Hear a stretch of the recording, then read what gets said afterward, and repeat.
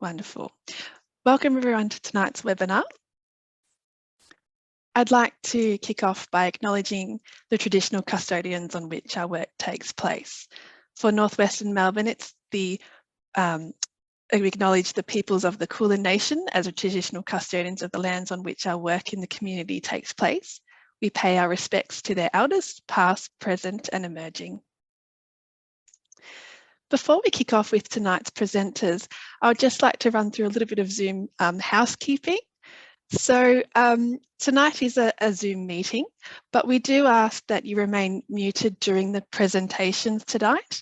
And at the end, there'll be an opportunity for a Q&A where you can unmute and ask some questions, or alternatively use the chat box. But if you'd like to unmute, please use the reaction button to pop your hand up so we can tend to your question. Tonight's session is being recorded. And also we just ask that you please join the session using the name that you registered with, so we can mark your attendance and send your CPD certificates as well, as this session is accredited for CPD points. If you just need a bit of support changing your name in Zoom, there is a different ways to do that depending if you're joining via a desktop or a Mac. But if you click on participants and then your name, hover over your name, and you can either click on the three dots, or it might be a more option, click rename, and then change the name to the name that you registered with.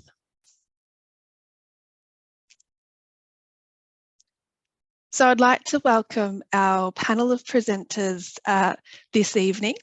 So we've got the Cancer Council of Victoria, Katrina Bastian, Associate Professor Luke Timavadel, Sabina Strowski, and from the National Cancer Screening Register, John Lee, from Innovate Health, Zach Panda, from the Department of Health, Georgina Newton, and from West Victoria PHN, Jasmine Paldies. So thank you very much for presenting tonight and for being on the Q&A panel later on. So first up, I'd like to hand over to our first presenter, Katrina, who will talk through the National Bowel Cancer Screening Program.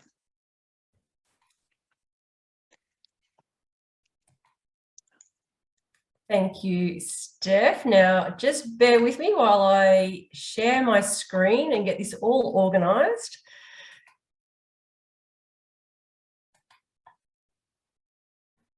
Oh, you don't need to be seeing the slideshow. How's that? Does that look okay? Perfect. Wonderful. Thank you. Thank you so much for the invitation to be here and present this evening. It is lovely to be here. As Steph said, my name is Katrina Bastian. I'm the Bowel Cancer Screening Program Manager at Cancer Council Victoria. This evening, I'm going to be discussing the National Bowel Cancer Screening Program and talking about why it is so important, your role as healthcare professionals and how you can be encouraging participation of your patients into the program. And I will also be highlighting two Cancer Council bowel screening campaigns that are going to be on air this year to help promote the National Bowel Cancer Screening Program. So Australia has one of the highest rates of bowel cancer in the world. 1 in 13 Australians at some point in their lifetime will be diagnosed with bowel cancer, and 93% of those will be over the age of 50. The incidence is slightly higher in men, but only slightly. And whilst hereditary factors and family history is a risk factor for bowel cancer, 80% of people diagnosed don't have any family history. Bowel cancer is the second biggest cause of cancer death in Australia, only behind lung cancer. And one of the reasons that this is particularly tragic is that over 90% of bowel cancers can be successfully treated if they are found early. Currently, though, less than 50% of bowel cancers are being diagnosed early. So as you can see from this slide, the survival rate very quickly drops off when cancer is diagnosed at a later stage, especially stage 4. There is generally an upward trend in survival, and that is due to our improving surgical techniques. But the more advanced the cancer when diagnosed, the more treatment that is going to be required, and also the more side effects that are going to be involved for the patient. And unfortunately, in too many cases, we're not finding out that people have bowel cancer until they present to a doctor with symptoms. And here are some of the signs of bowel cancer. Others include unexplained and persistent changes in bowel actions, iron deficiency, anemia can be linked to tiredness and symptomatic of bowel cancer, or a persistent feeling of fullness. Now, I do have some good news. We have a very effective screening tool for bowel cancer in the IFOBT, which is the immunochemical fecal occult blood test. So the National Bowel Cancer Screening Program is funded by the federal government, and it commenced in 2006.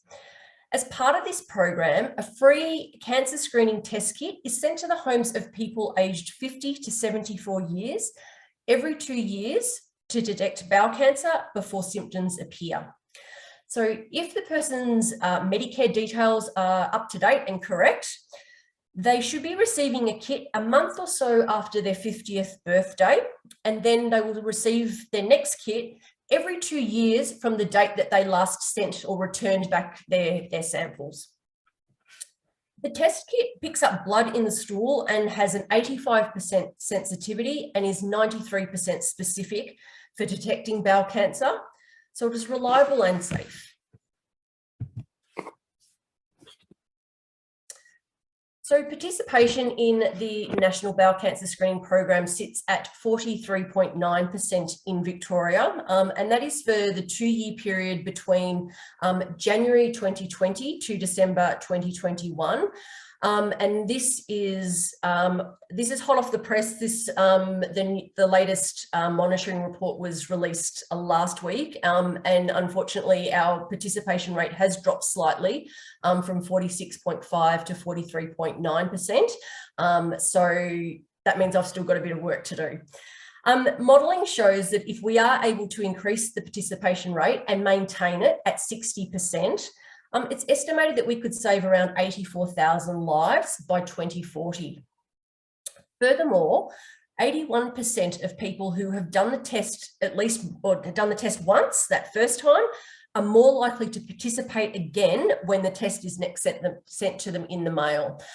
So that is something that we're very much targeting and trying to get people to start screening at 50.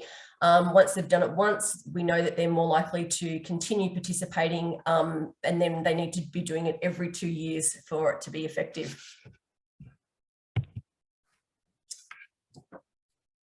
So what can you be doing to increase bowel cancer screening in your clinic?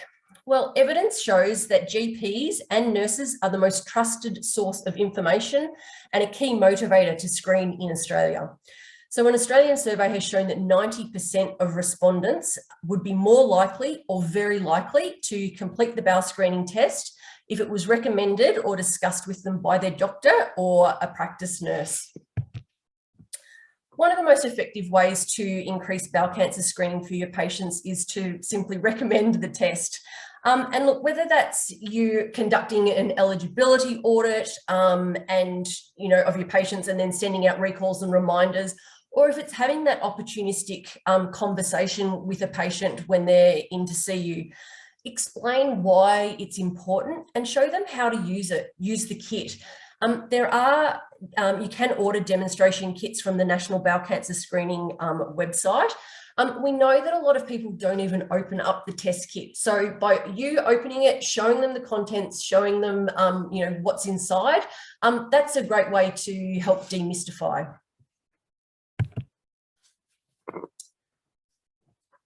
So what are we doing to try and reach that 60% target?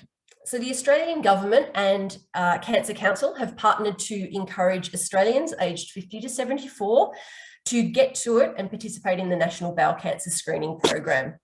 So we know that the majority of people who don't participate in bowel screening intend to, but they get busy, they forget, or they don't get around to it. So this campaign is about reminding these people to get to it and to do their test. It also normalises bowel screening for those people who refuse to participate or who may not understand the program or not have heard of the National Bowel Cancer Screening Program.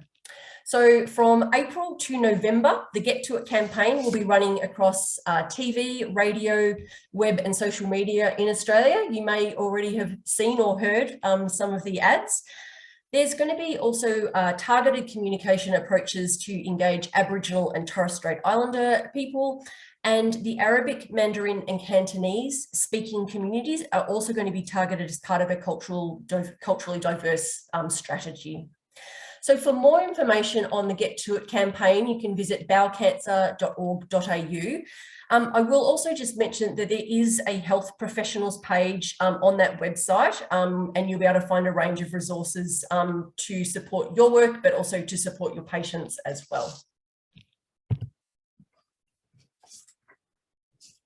And in addition to the national campaign, Cancer Council Victoria are launching a new Victorian bowel cancer screening campaign in late August this year. Unfortunately, I can't share or give you any sneak previews just yet, but it is in production. And as part of this Victorian campaign, we're going to have some waiting room displays available to give away to 50 clinics. These are a really great conversation starter, and also they help promote the National Bowel Cancer Screening Program within your clinic.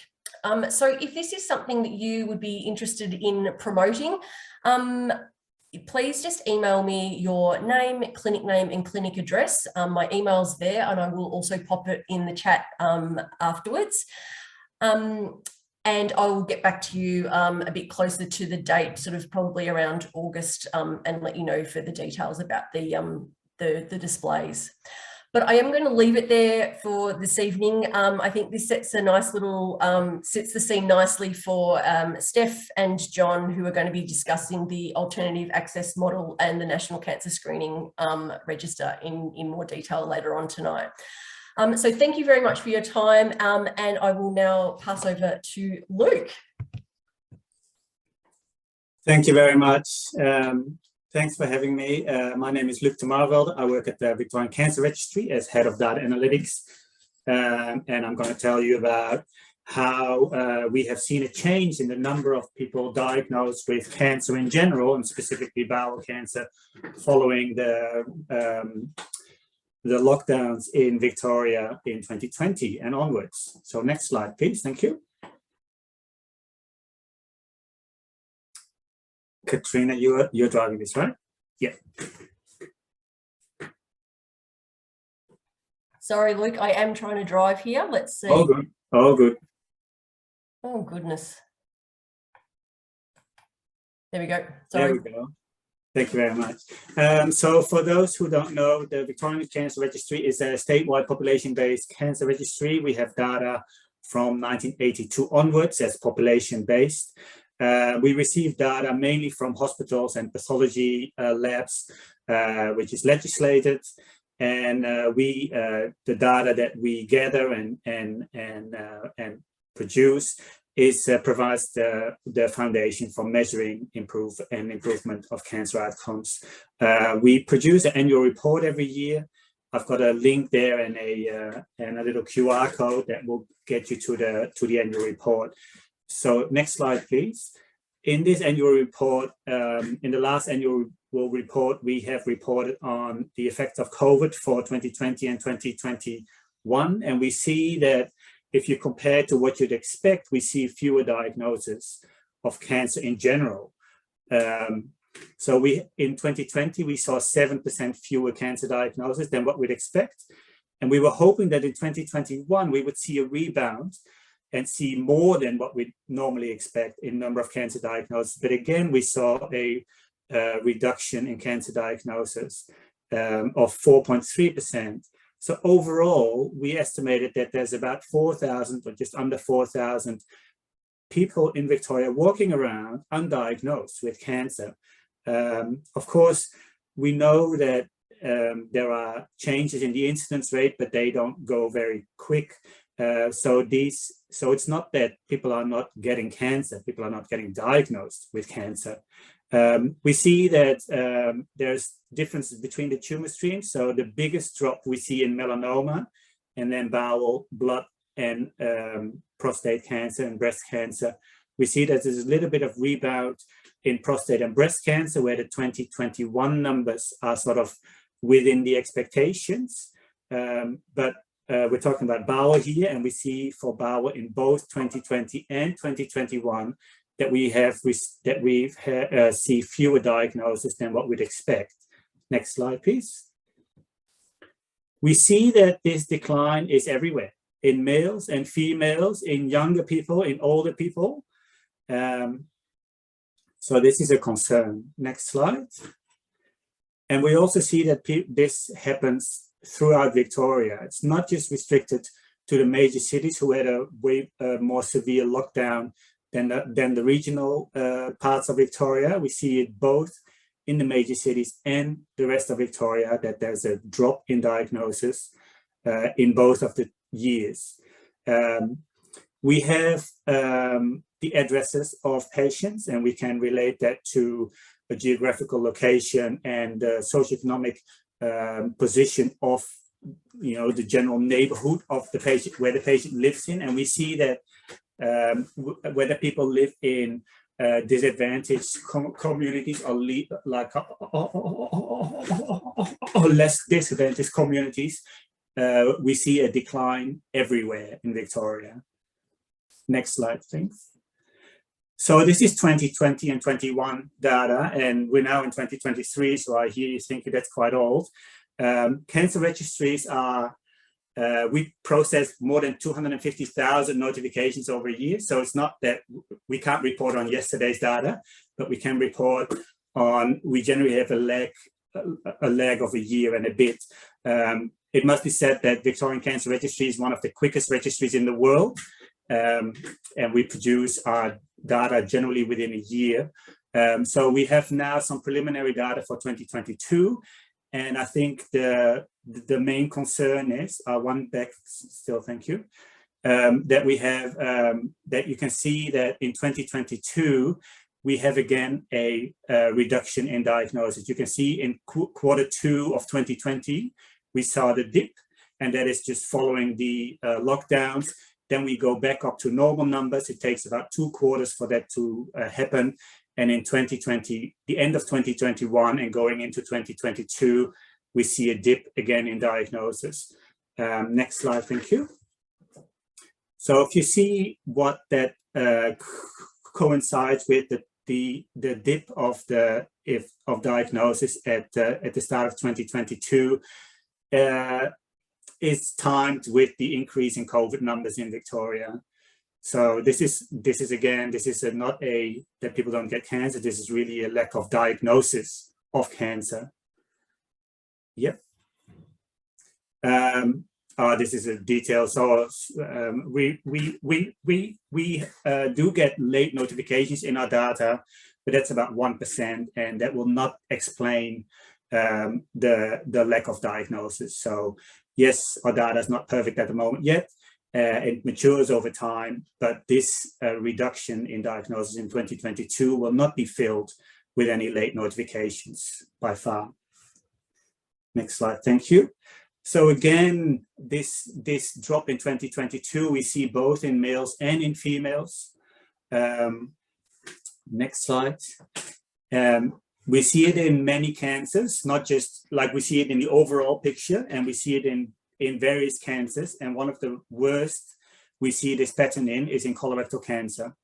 So you can see that from 2020 onwards, it's below the red line, and it never really went back to normal numbers. And in 2022, it drops even further. So we're very concerned that there's lots of people out there working with colorectal cancer that are undiagnosed. Next slide. And this is why it's important to get them diagnosed now. This is a Kaplan-Meier curve or a survival curve by stage of diagnosis. So this is for people with colon cancer diagnosed in the last 10 years. And you can see that people were diagnosed with stage 1 disease. After 5 years, 85% are still alive. If you compare that with the prognosis of people with stage 4 disease, after 5 years, only 13% are alive. So this is, it's relatively easy to get diagnosed. We need to promote this as much as we can. It's in benefit for the patient and for the health system as a whole. So I'll hand over to Sabine.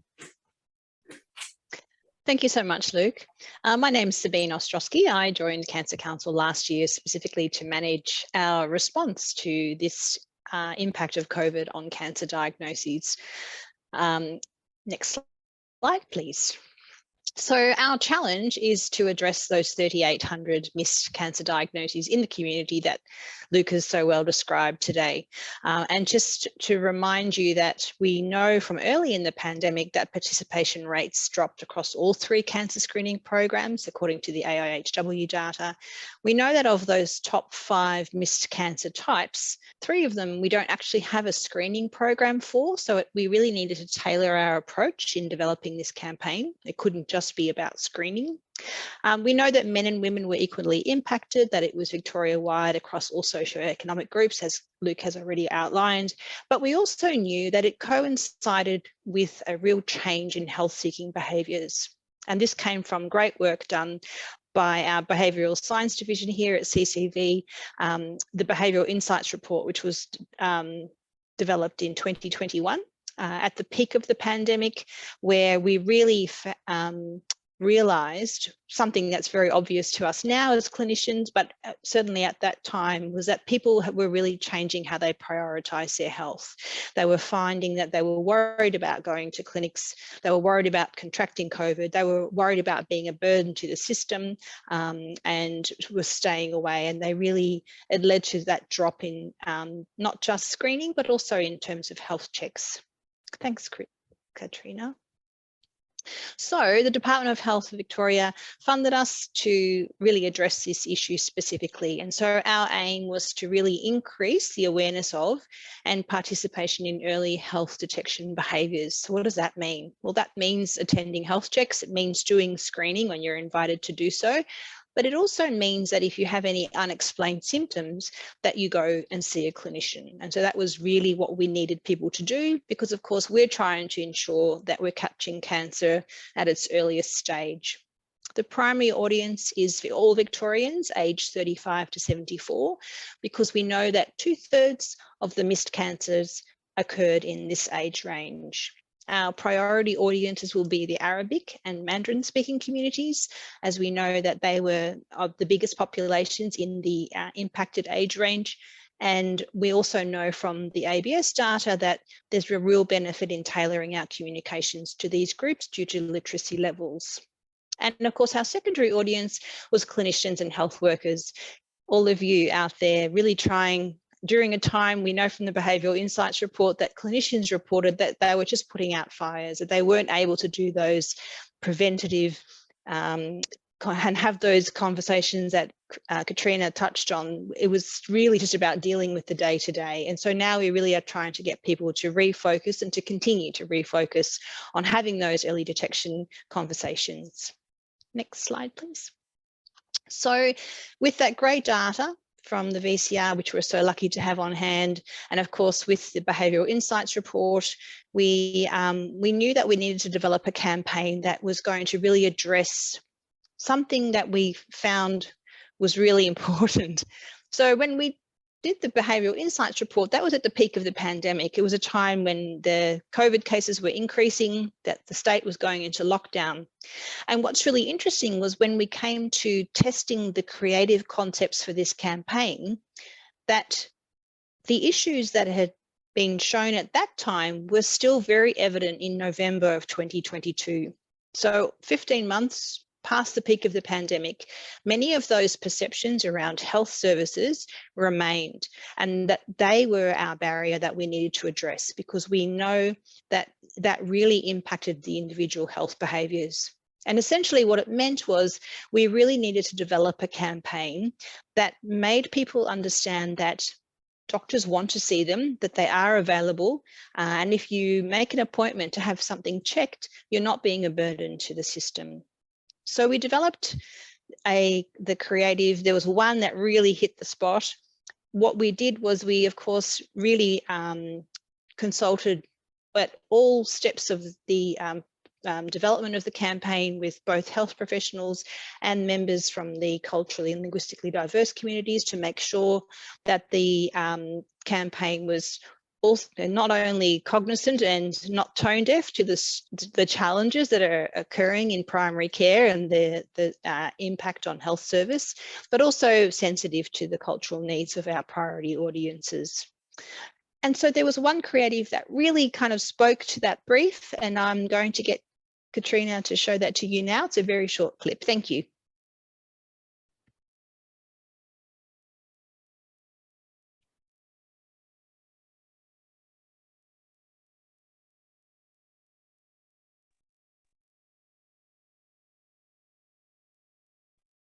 Now, I'm not sure if you guys could hear the audio. I certainly couldn't, but that's okay. We will make sure that you can go to the website, earlydetection.org.au, and you will be able to watch the video there if you're keen to hear it. So early detection saves lives. That's our message. We're really trying to use that message across many of our prevention campaigns and cancer-specific campaigns as well, really tying together our work. So this campaign is a digital campaign. You may already have seen it or heard it on radio. You may have seen it on YouTube. And we have two bursts. The first burst is happening as we speak, and it finishes in June. And then the second burst happens in August. And the idea is that these messages will really prime our audience for the cancer-specific campaigns that then occur in market. So currently we have the national Bowel campaign in market, and so the idea is when people have seen the early detection campaign, they're aware that it's important that they see their clinician, and so when they see the national Bowel message, they're more likely to act.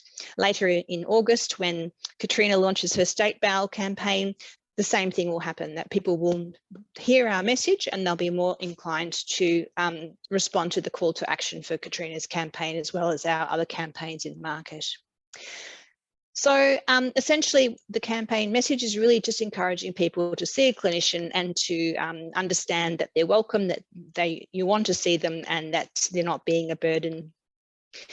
Next slide, please. Sabine, I'm just going to try something and see if we can play the previous slide. Sure, absolutely. Hang on. Oh, maybe, no, I'm not sure if I can get back. Sorry. That's okay. We'll just see.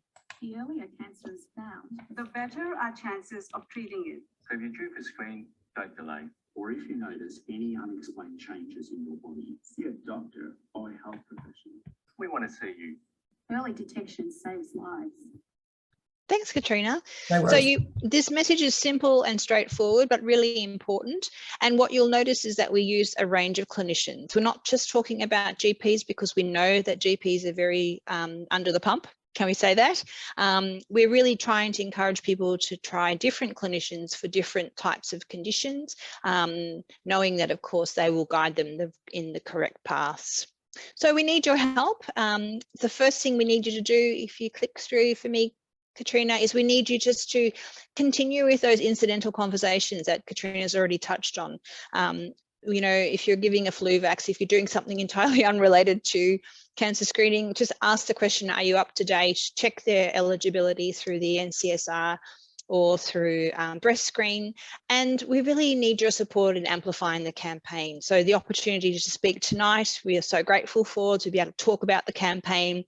And if you have audiences where you'd like us to come and speak further, very happy to do that. If you have newsletters that you're happy to send out, or groups that you are part of, please connect with us. My email is there. I'm very happy to talk to anyone. A room of 1 or a room of 50, always very happy to do that. We thank the Victorian Government for their support in this campaign. It's initiatives like these and our collective effort that are really going to impact these health behaviours. I thank you. Wonderful. Thank you so much, Sabine, Luke, and Katrina for your presentations. I'm just going to share my screen again and let me know if that's coming through. I apologise, I didn't introduce myself, but my name's Steph. I'm from Northwestern Melbourne PHN, and I'm joined with by Jazz from West Vic PHN, who's also on the line. And we're going to introduce I'm going to introduce to you the alternative access to kits model. Okay, great. So to help increase participation, the program operates in two models. So the NCSR mails kits directly to eligible patients, which Katrina explained and presented on earlier. And the healthcare providers can now bulk order and issue kits directly to their eligible patients and explain how to do the test and why it's important. So this is known as the alternative access to kits model. So this model originated from a 2018 to 2019 pilot, the National Indigenous Bowel Screening Pilot by the Menzies School of Health Research. And this pilot focused on trying to increase the screening participation of Aboriginal and Torres Strait Islander people. 36 Indigenous healthcare practices gave out kits to 865 people, and of which 390 completed the test. So this returned a rate of approximately 40% by Indigenous pilot participants. So this saw the participation rate approach that of the mail-out model participation rate.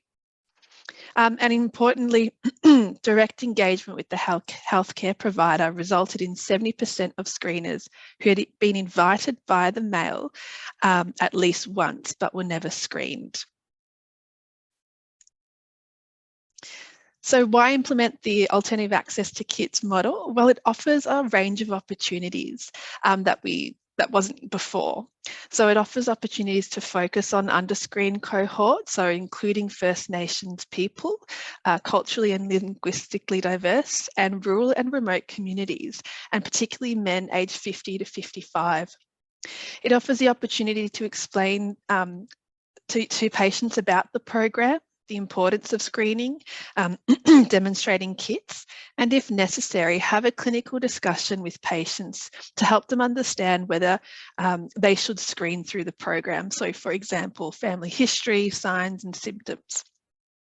So once a patient has done a kit provided by their healthcare provider, they may be more comfortable with screening independently via the mail method in their next screening rounds.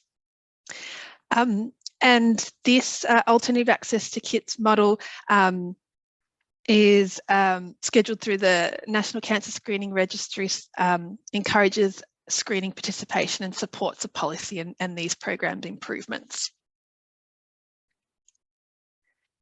So how the model works, everything that you need to know to implement the alternative access to kits in practice is detailed in guides that are available on the National Bowel Cancer Screening website and linked via the NCSR.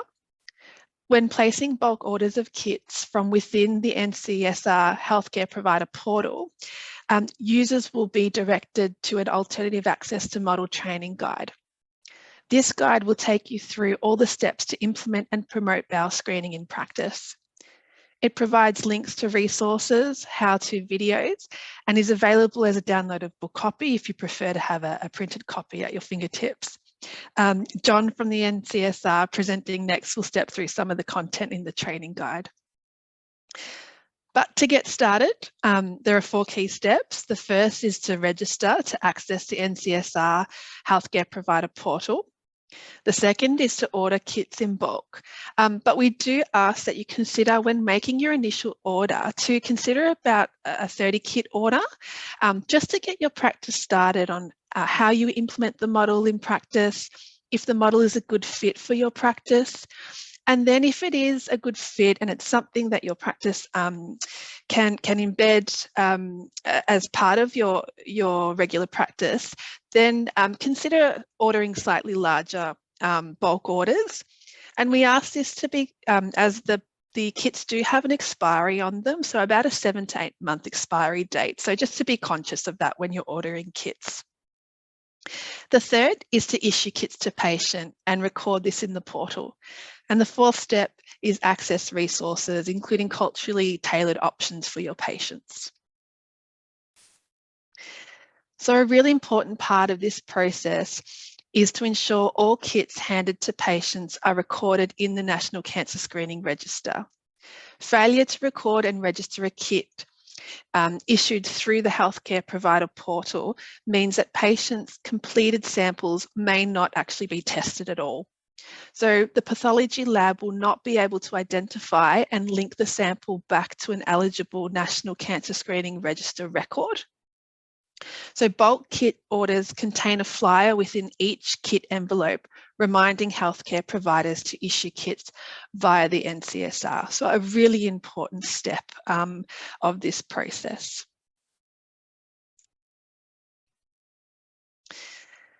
So in the portal, healthcare providers need to check eligibility and update relevant personal details of patients, complete the form, and you will notice the alternative access to model issue reissue kit to generate a unique participant details form.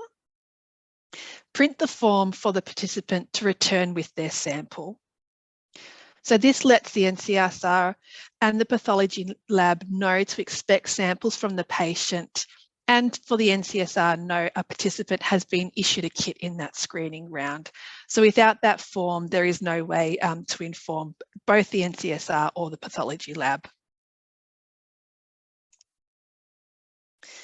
So if healthcare providers don't want to engage with the alternative access to kits model, that's okay, because there are a number of other options that healthcare providers can encourage bowel screening participation.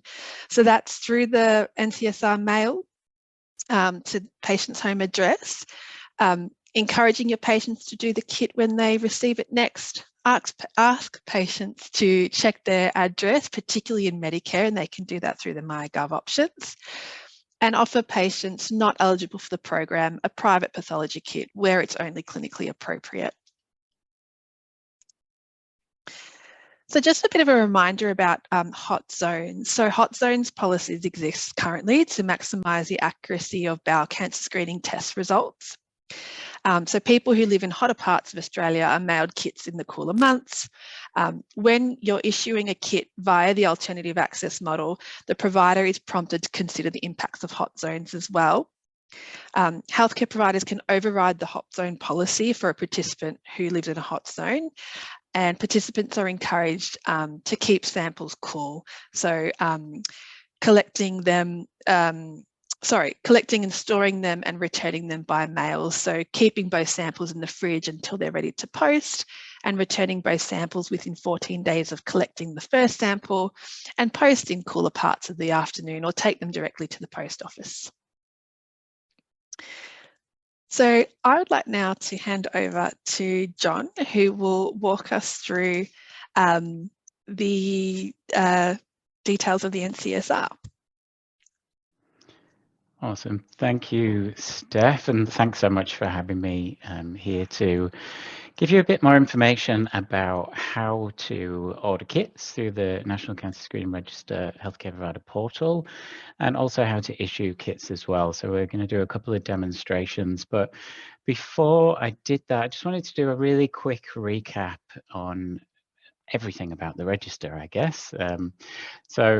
We are not like the Victorian Cancer Register, which obviously you saw the presentation from Luke and all of the excellent work that they're doing over there. Really fascinating to see that presentation as well. But with the National Cancer Screening Register, it's not a repository like the Cancer Register. It manages all operations for the program. So we manage operations for the National Cervical Screening Program and the National Bowel Cancer Screening Program. Now, of course, there are 3 screening programs in Victoria, in Australia, and they all follow the principles set by the World Health Organization in terms of meeting all those principles to operate a screening program. But of course, as you know, the screening programs all work very differently in practice. So with the cervical program, obviously going to the GP or doing a self-test, with the bowel program, a home test kit, and with the breast program, breast screening program, obviously that's a mammogram. And those bookings of the mammography appointments and all of that register is managed at a state base, who manage the vans and all of that. So that's one of the reasons why you might wonder why the National Register is managing the cervical, bowel, and not breast.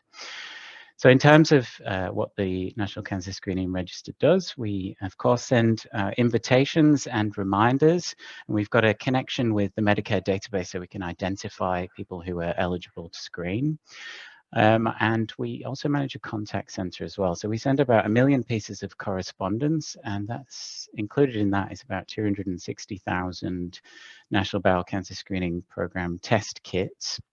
And we receive about 6,500 calls to our contact center each month as well. Now, the invitations go out, the reminders go out, people test. We receive the test results from the lab. What that enables us to do is ingest all of that information into the participant's record, and the algorithms are based on the clinical guidelines, and all of that information that is provided to us means that the register can put people on the correct pathway. So we're sending follow-up communications or following up with healthcare providers and participants to make sure that they take the next step on their pathway. And of course, all of that data is collected nationally, and it's available to AIHW, state and territory governments, and the Commonwealth as well, so that we can make sure that any changes to policy can be evidence-based on all the data contained in the register. So if we go to the next slide, there's been quite a lot of talk tonight about the influence that a healthcare provider has on somebody when they are choosing to screen. It's so important that healthcare providers have access to the information that they need to provide to their patients. So we've created some digital channels for healthcare providers, and I'm sure many of you will be familiar with those. So in the old days, healthcare providers would call the contact center or put through faxed requests, etc. And now we've got these digital channels. So hopefully at the touch of a button, you can access the information stored within the register in relation to your patients. So we've got the healthcare provider portal, which is accessible via Proda. And we've got integrations with Medical Director, Best Practice, and Communica. And we are hoping to connect the whole ecosystem over time as well, and those additional vendors. So through the healthcare provider portal or through the integration with those clinical systems, you can access your patient's bowel and cervical screening results and histories online, submit program forms securely electronically through the portal and through the integration, manage your patient's details and preferences, so you can put yourself as a nominated provider or change the address held in the register, and you can order and issue bowel screening test kits. Now, I think it's been noted already that you order the kits through the healthcare provider portal, and you can issue them through the healthcare provider portal as well, but you can also issue them directly through your integrated software. So we'll start off by doing a quick demo of how to order kits through the healthcare provider portal. We will then look at a demonstration of how to issue kits via the healthcare provider portal, and then we'll look at how to do that directly through your integrated software. And the example that we'll look at is Medical Director. Please let me know if the audio doesn't come through, but let's give this a go. So you've logged into the healthcare provider portal, and along the top is the button for IFOBT bulk orders. Click here to start your order. Before ordering kits for the first time, you must complete some short training to understand the alternative access to kits model and your role in it. Once you've done the training, the ordering process should only take a minute or two to complete. Click on Start Order. Because you've already logged into the portal as a healthcare provider, the IFOBT bulk order form will pre-populate several fields. You will, however, need to enter your clinic name and phone number. While the address of the clinic will pre-populate, a different delivery address can be entered. This address won't change the address held in Medicare. It will just be for this order. Next, you need to decide how many kits to order. They're ordered in batches of 10, with the recommended number per provider being no more than 30 kits. More can be ordered if you have a large eligible patient base, but the kits have an expiry of about 7 months, so keep this in mind when calculating how many kits you need. You will also be asked how many healthcare providers the request is for, how many kits you currently have in stock. If this is your first order or have run out, the answer here can be 0. And if you do have kits in stock, whether any are expiring within 4 weeks. Capturing this information will help minimize kit wastage and ensure kits are available as needed. Click Next. If you order 30 kits or less, you won't see this screen. If your order is for 40 or more kits, you'll be asked for a reason. This helps us better understand how large orders of kits will be used. Options include awareness raising, promotional campaign, kit distribution in hospital, or another reason.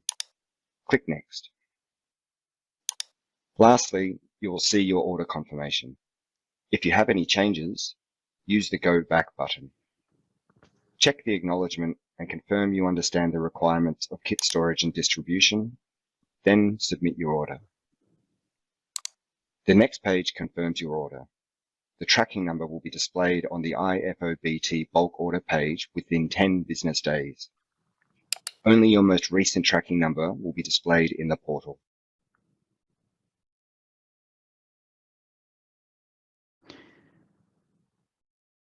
And we can go to the next. So you've logged into the healthcare provider portal. And along the top is the button for IFOBT. You've logged into the health. Click here to start your order. Care provider portal. And along the top, ordering kits for the first time is the button for I. Bear with me, sorry. Couldn't avoid the check bugs, could I? Let's try it. So the next one is okay? Yes. Great. Go ahead. Thanks, Steph. To get started, search for the participant.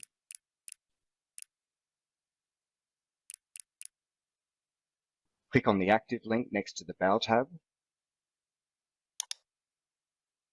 Under the form area, click on Choose a Form and select Alternative Access Model Issue Reissue Kit.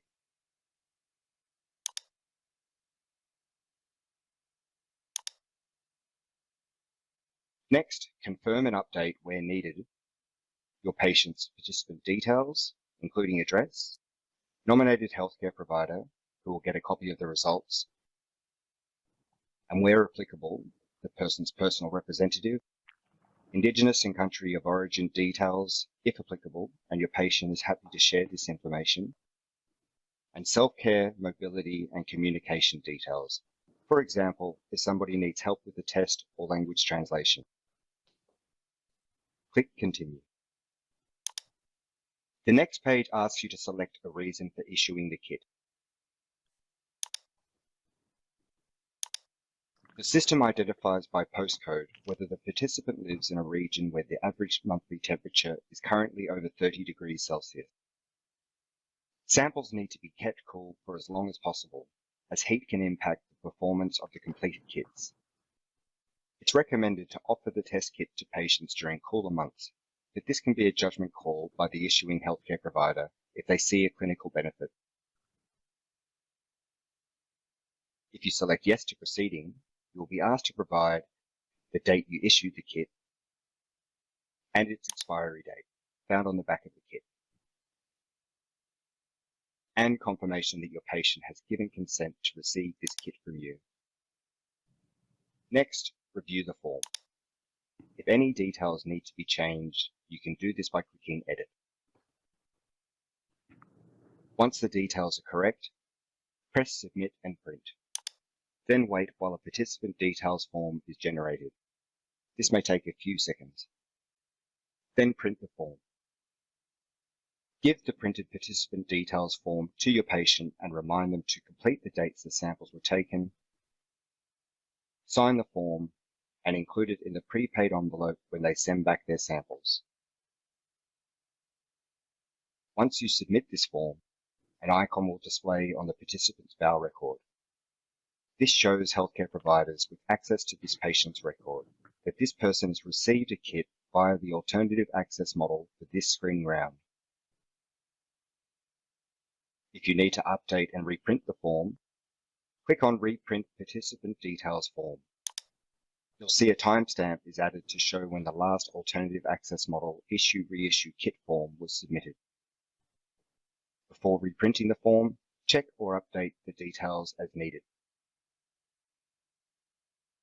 To assist with patient follow-up, go to the My Correspondence tab. Here you will see notifications showing if a result has not been received or is inconclusive. You may need to scroll to the bottom and use the slider. Use filters to refine your search. This is a prompt for you to encourage your patient to return the completed test kit. This section also displays notifications when the patient is due to be issued a kit for their next screening round.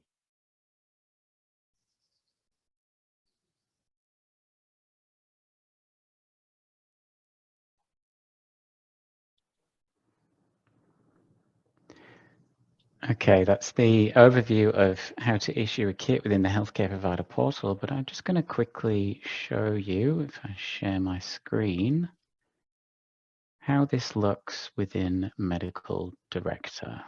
So Steph, if you can give me a thumbs up when you can see it. Perfect. Awesome. So I have to say this is a patient called Sky Purcell. Sky is not a real patient. Any resemblance to people living or dead is a coincidence. So we're in Sky's record now, and this is what a healthcare provider would see when they go in there. And I'm sure many of you are familiar with this if you use Medical Director, and you can see the sidebar on the right here. Now we're integrated with Medical Director Best Practice and Communicare, and of course each instance of the software is slightly different. So if you're using Best Practice, it will look slightly different, but all the functionality is the same. So we can see Sky's record, and we can see the program status for the Bowel program and the cervical program. We can see that Sky is actively screening in the cervical program and is overdue for screening for the Bowel program. And she's been eligible since her 50th birthday. Now, there are a number of different pieces of information here in NCSR history. So we've got the cervical screening history here. You click on that, it brings up the full screening history. And we've got a number of program forms and results that have been submitted to Sky's NCSR record. Now, when we are wanting to give Sky a kit in practice, we need to check that Sky is eligible and also submit the form that you've just seen submitted in the Healthcare Provider Portal. So we'll go to Choose Form and Report. Now, all of these are program forms that can be actioned directly into Sky's NCSR record. And what we're looking for here is that same form we've just seen. So the alternative access model issue, reissue kit. Now, before we do that, of course, we want to make sure that Sky has a nominated healthcare provider. So we can do that in the patient register details, and there's no nominated provider here. So we will add that nominated provider. I'm going to put in John Citizen. And submit that form. So that means that John Citizen, as the provider, will receive updates and follow-up information for Sky as she moves along her pathway. And this is a test environment, so it's a demo environment, so it's a little bit slow.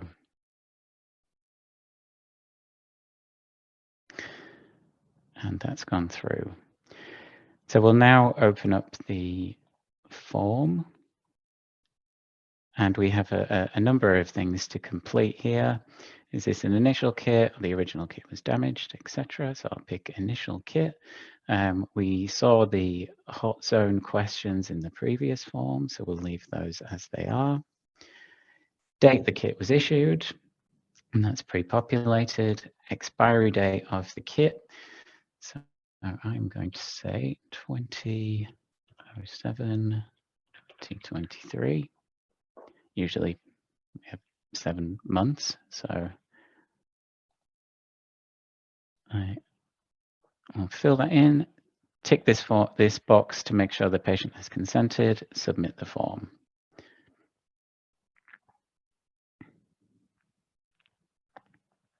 Should play some lift music while we wait for this.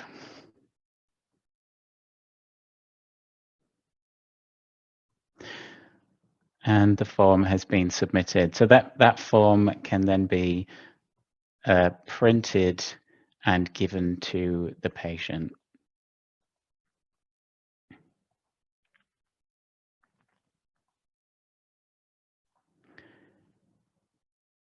And we can see all of the data that has been pre-populated in here. The patient receives that with the kit, and they complete it with the kit and send it off to the lab. And we can see up here in the patient alerts that the kit has kit issued by healthcare provider. And this was another test form, which is why the date is from December last year. But you get the gist there.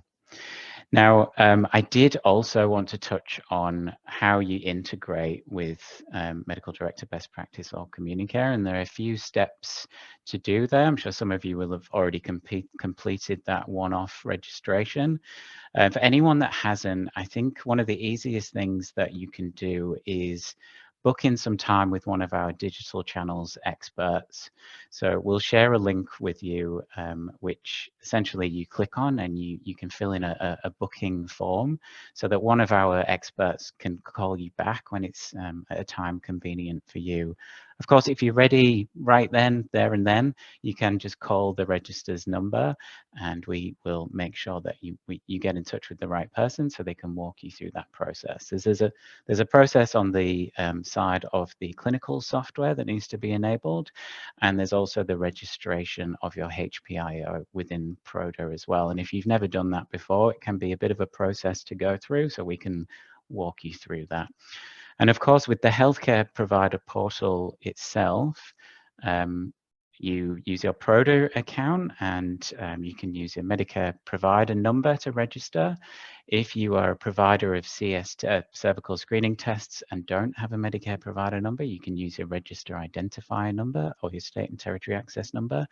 And you can also access it by being the delegate of somebody with a Medicare provider number as well. We've got about 15,000 healthcare providers actively registered and accessing the healthcare provider portal. And we've got about 30% of practices that have integrated with their clinical software. And that number is rising by about 250 practices a month, which is great to see. And the feedback is generally positive around the fact that they've got the data that they need at the touch of a button. And we've seen a 94% reduction in requests for screening histories since these channels were introduced. So we used to receive about 8,000 faxed screening history requests a month, and now we get about 270. So it's great to see the adoption in primary care of these channels. But anyone that is experiencing any issues with the integrations or getting set up, then we'd love to help you through those challenges. And I will give back to you, Steph. Thank you. Great. Thank you so much, John. That's wonderful. Our next presenter is Zach Panda and Amy from Innovate Health, who will showcase how they've embedded the alternative access model in practice at their practice. So I'll just share my screen again and kindly introduce Zach, who's on the line. Thanks, Steph. Zach Panda. I work across business admin and business development at Innovate Health, and joined by our director, Amy Assigal, as well, who's here, which is lovely. I will, there's been a lot of information thus far for me as well, and I've been through using the process. So for those that haven't, probably an awesome night of resources in that space. I may as well begin by reflecting on the support that we had from the NCSR, John and the team there. Awesome work in getting us integrated, into our best practice, and also throughout support there has been great. So yeah, certainly relied on the digital channels and those sorts of things as well. For those providers on here who haven't yet embarked on this process, certainly there's a lot of support out there, which is awesome. Set a bit of a scene, I guess, for our practice. Innovate Health Albury is quite a large practice. There's anywhere between 9 and sort of 12 GPs at the practice, and we run extended hours, so we're open 7 AM till midnight at the practice, which is fantastic because we also provide an accessibility component for patients to access bowel cancer and other cancer screenings for their at a time that suits them, which is fantastic. This will link in, I guess, with later on. We use best practice at our practice, so we operated with the integration of the NCSR hub into our best practice, which I can go through, which is a very similar image to what John just showed, but yeah, a bit of feedback on that. And obviously just a little bit of historical. Before this model, I guess, our GPs were either referring their clients or their patients, I should say, to do that test when it comes in the mail, or they were providing the private pathology kits to the patients. So that's probably what some of you are doing at the moment. For us, and my role in particular was really around implementing the process and the change of procedure for our GPs in issuing those kits, and also our admin and nursing teams in ordering those kits as well. So I can run through a little bit of that now. Obviously, the eligibility is an important step for us. Initially, there was not confusion as such, but just around reinforcing what that eligibility is with the GPs, and making sure those kits don't get handed out without that form being completed that Steph mentioned. It may have happened on a few occasions, and I'm sure it has across many practices, but ensuring that those kits are handed out with that form being completed for us was a main priority in the beginning as well, just to get that point across and the importance behind that. So definitely wanted to reinforce that. It also means that the patient is leaving with the instructions and the information they need to mail that test away for some results. So that's one thing I did want to share. We were pretty heavy in the policy and the procedure space, so we had a lot of step-by-step guides and information which we found quite helpful. Again, a lot of those can be found on the NCSR website and the National Bowel Cancer Screening website as well.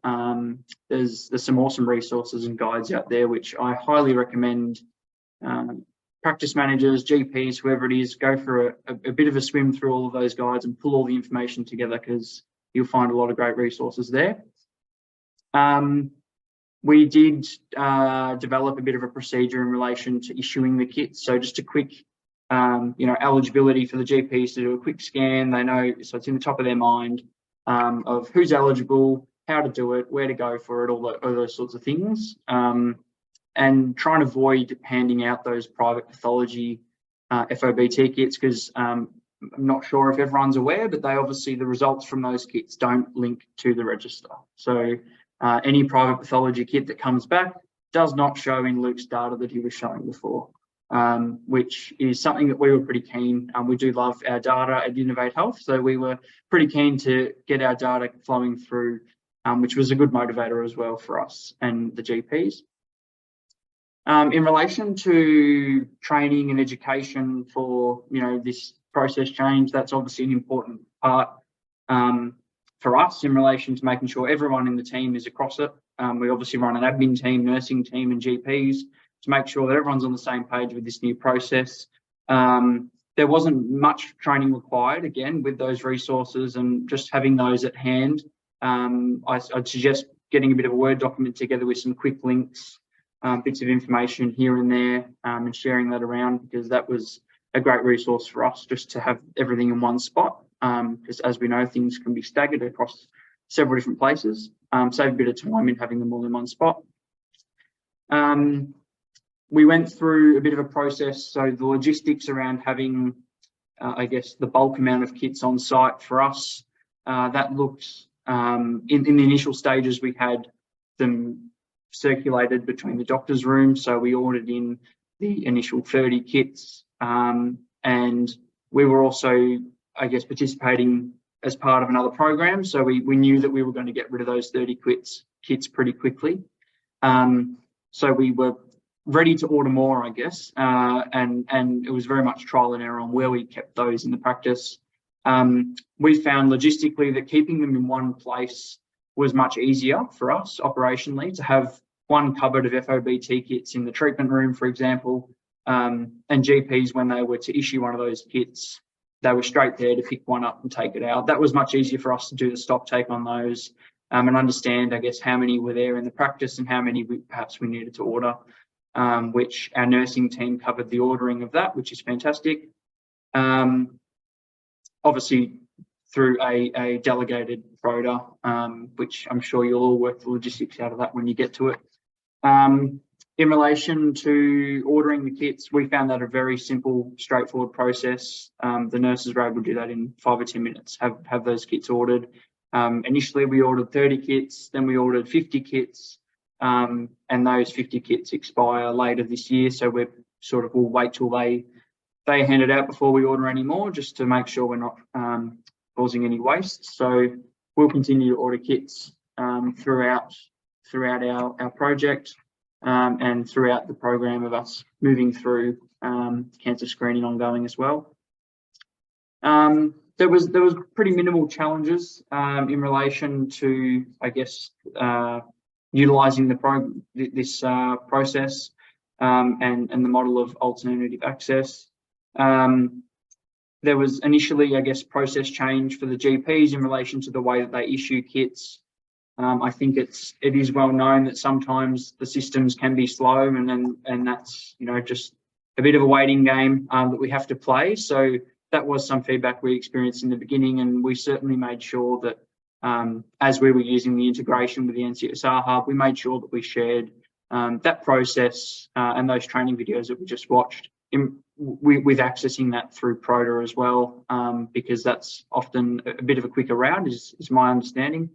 So yeah, being able to have, I guess, that two-pronged approach where some GPs prefer to do it through best practice, some GPs prefer just to jump on to Proda and get them done that way. We weren't bothered either way, as long as they're getting issued properly with those forms as well. So that was really it in relation to the challenges. We did go through, obviously in the beginning, it did add a couple of minutes to each consult when they were to issue these kits. So I would advise just to make sure that the process is really clear with how this works, and I guess the importance behind why issuing them properly, and rather than just giving them out.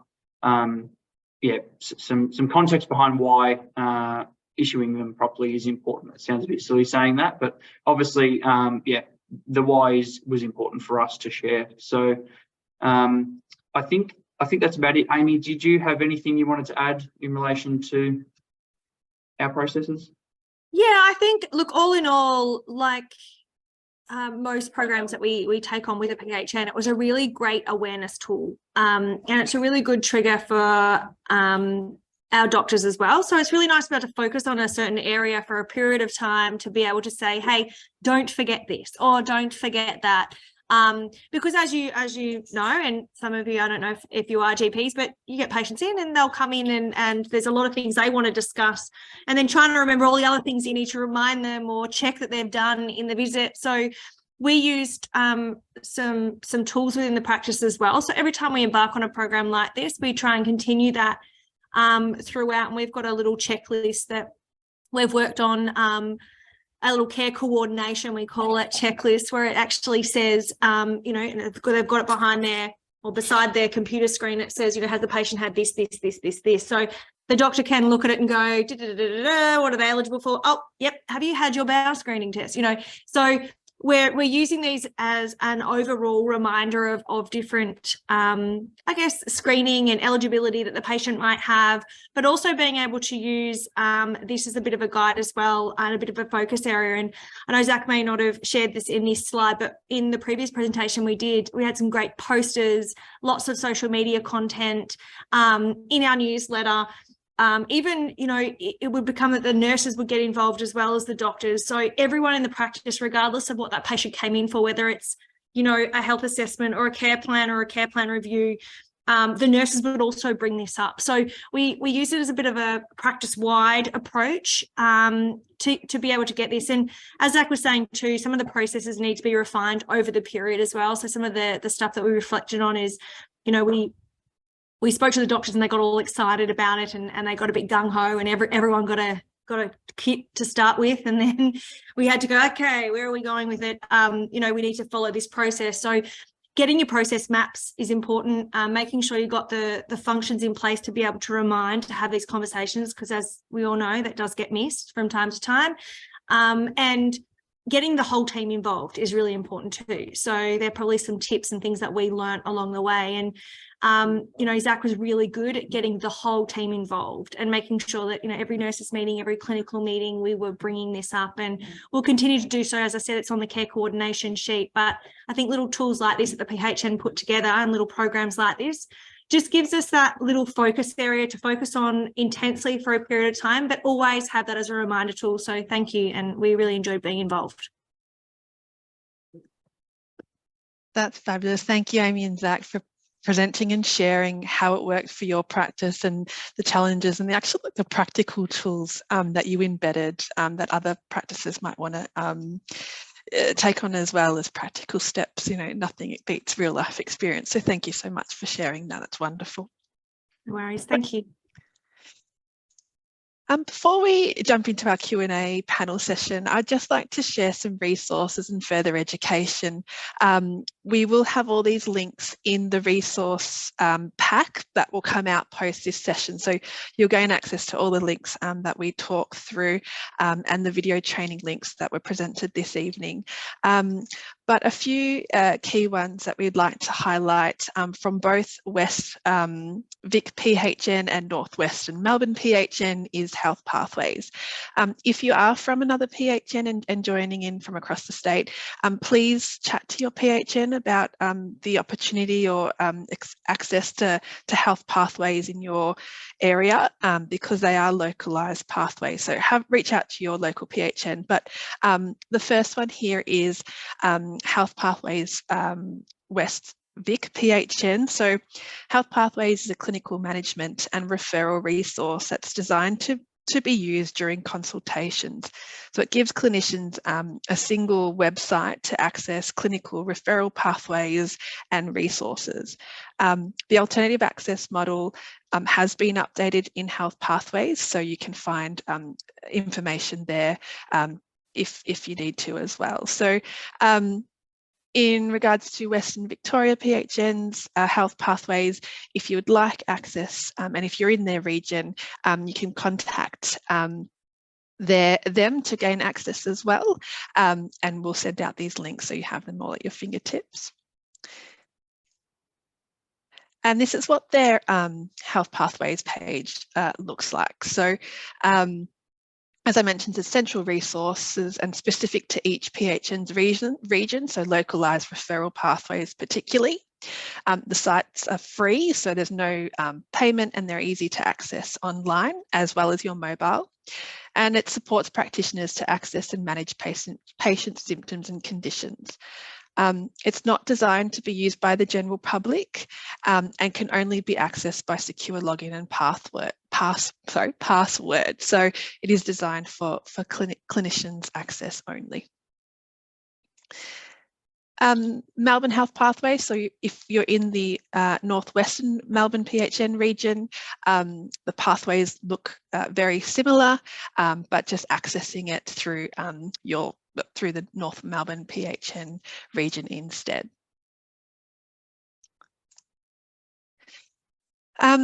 as I mentioned, we'll send out some resource lists to all attendees, but included in the links is relevant pages to the Department of Health and the National Cancer Screening Register to assist in getting your practice set up to the alternative access model. We'll also include a templated PDSA, so a Plan, Do, Study, Act activity, with samples and steps on how you may like to consider introducing the alternative access to model in your practice. So we just want to highlight as a bit of a reminder that Plan, Do, Study, Act cycles, PDSAs, can be used for measuring outcomes components for your RSCGP CPD as well. So each hour attributed to completing your PDSA cycle, you can self-report 2 CPD points per hour.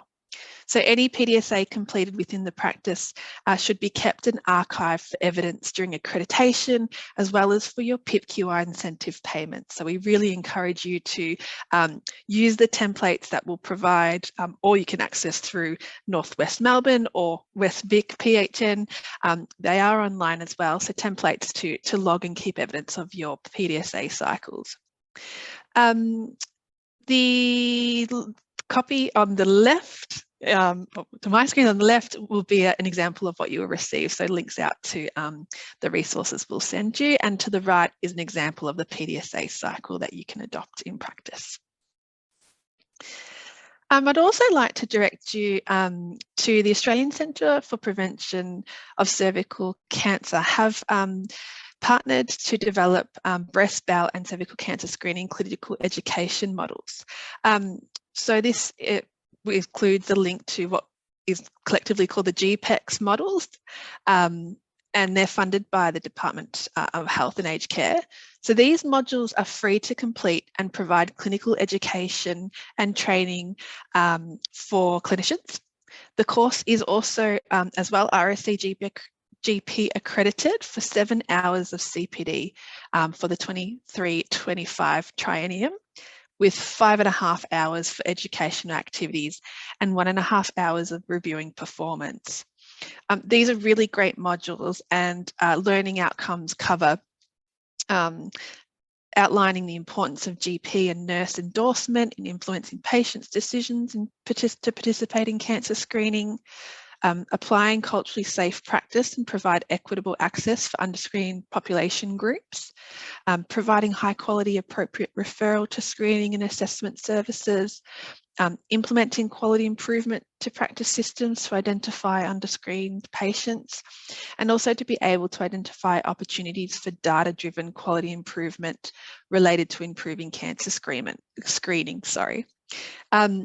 Through the program that Zach and Amy at Innovative Health were involved in, them along with 79 other general practices across the state have undertaken these training modules, and the feedback has been received really well. So we've received excellent feedback on these modules, and it's been really helpful and easy to complete and participate in. So I'd like to now stop sharing my screen, and I will open up the Q&A session. And if you have any questions, feel free to post them in the chat or raise your hand, and we can direct any questions to any of our presenters or anyone else online if you have any questions. But I might have a look at our chat first.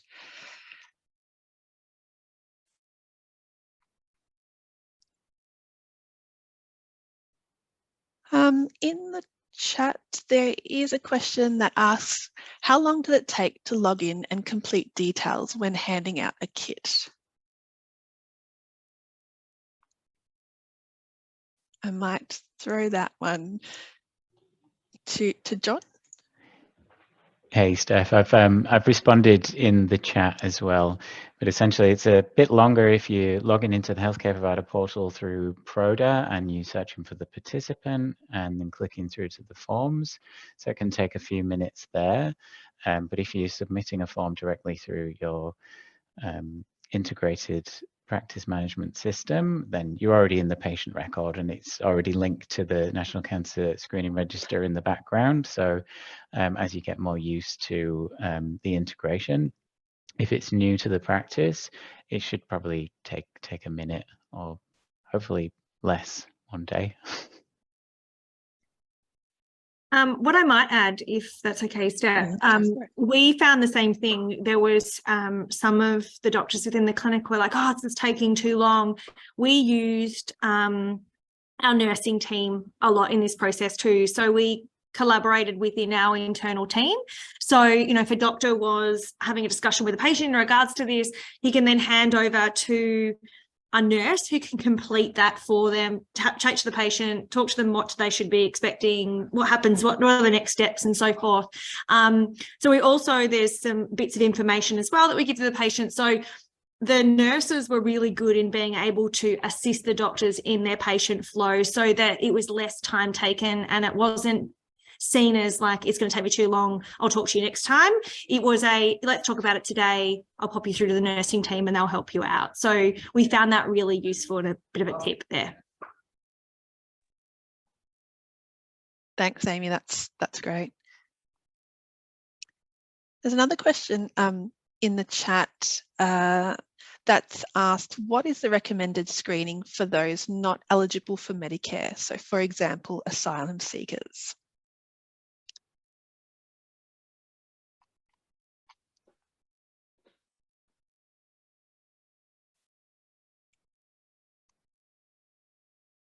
I might throw, Georgina, is this a question that I could direct to you?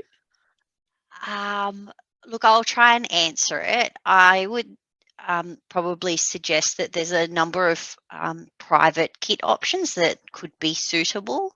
I'm also aware that you can also access bowel screening kits via, I believe, chemists. I guess the Medicare funded kits and the National Bowel Cancer Screening kits sort of have certain eligibility requirements, but there are, I'm aware of a number of kits out there that I guess are potentially paid kits that could potentially be an option. Thank you. The next question is, how do we add details, re colonoscopy, recent local FOBT results to the system to allow updating of patient details, hence getting patients into system for future recalls? I think I can take that. Thanks, John. So there is a number of forms that I showed you in that demonstration. There's a GP assessment form, so you can add in information about next steps for the patient on their pathway. But I also want to note that we've got a link to the MBS item numbers as well. So if somebody has gone for a colonoscopy or had a colectomy, and the doctor has put through an MBS item, we're made aware of that. So that updates the screening pathway as well.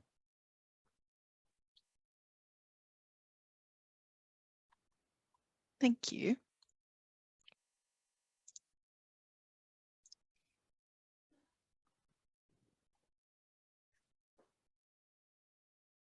Is there any other questions that anybody would like to ask our panel?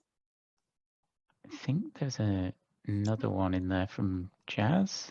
Oh, sorry, apologies, I might have missed that. Yes, once participants get an alternative access model kit, do they have to get a kit from the healthcare provider forever? No, they don't. So the system does provide a notification to the healthcare provider that has handed out a kit in the past, just to say this person is coming due again. So there is the option to hand out a kit if they would like, but they will receive a kit through the normal mail out model as well, just so nobody is missed. Great.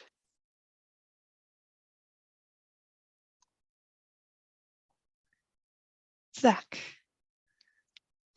So I might just add, while I was sitting here reading through the chat, something popped into my mind. So I thought I'd just add in relation to practices that are looking at, you know, getting into this model as well, we ran a couple of recalls in our practice that, one, they did bring patients in the door as well, but they also got those kits out the door pretty quick and got people screened for bowel cancer. So I'd highly recommend jumping on and doing a bit of a recall in your system, however you do those. We use a couple of different platforms to do those in our practice, and the PHN might be able to advise on some great platforms to use as well. But yeah, getting those recalls done really helps in getting those kits out the door, rather than bringing them in and then hoping that you can have enough conversations with patients to sort of get those patients out. It would be a great idea to get some recalls active, so when those kits come in, they're almost already allocated to patients on the way out the door. So that's just one thing I thought I'd add. Thanks, that's helpful. Can I ask a follow-on question to that? Did you pop any, I guess with those recalls, did you pop any alerts or anything into your software to kind of alert the practitioner when that patient did book their appointment in, or was it, or did you just rely on the the alerts that Amy spoke to that you popped on the side of the computer desk?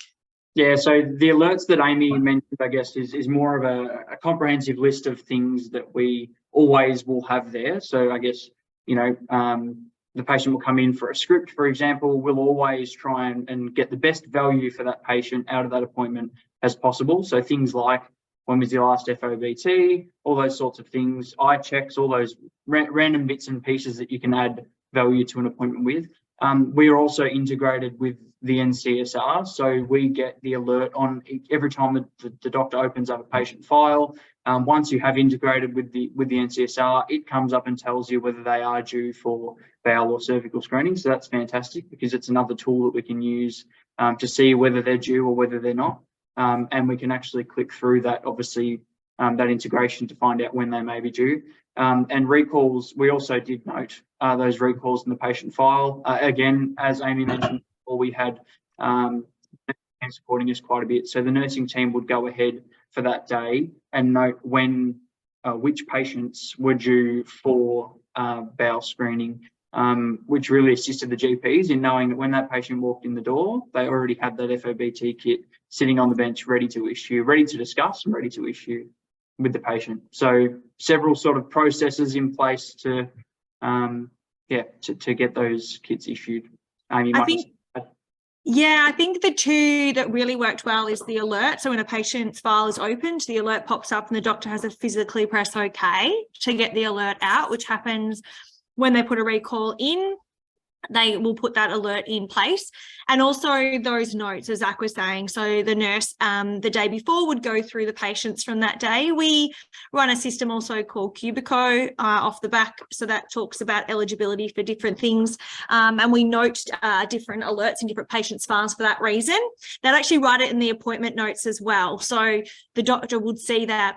We also have a very a comprehensive nursing team and opportunistic in a way that they'll see. So if a doctor is running late and a patient is coming in and they've been alerted to be have a conversation around that, the nurses will actually bring them in, send the doctors an internal message and say, Mrs. Jones is in with me, having a chat about this. They'll start the conversation. They'll start having a conversation in regards to bowel screening, give the patient some information, and the doctor will come in and take the patient from there. So we try and make it a real team approach so that that patient doesn't slip through the cracks in regards to that. Because as I mentioned before, you know, if the doctor is running late and the patient comes in for a script, it does tend to go on the wayside. You might not see that patient again for 6 to 12 months.